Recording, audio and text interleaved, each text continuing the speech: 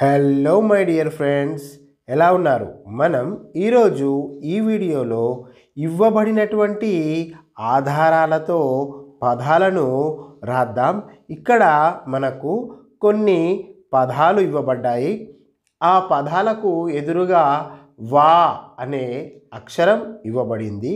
ఇప్పుడు మనము దీనికి సరి అయిన పదాన్ని చేర్చి ఒక అర్థవంతమైన పదంగా మారుద్దాం. ముందుగా ఒకటవది వర్షం.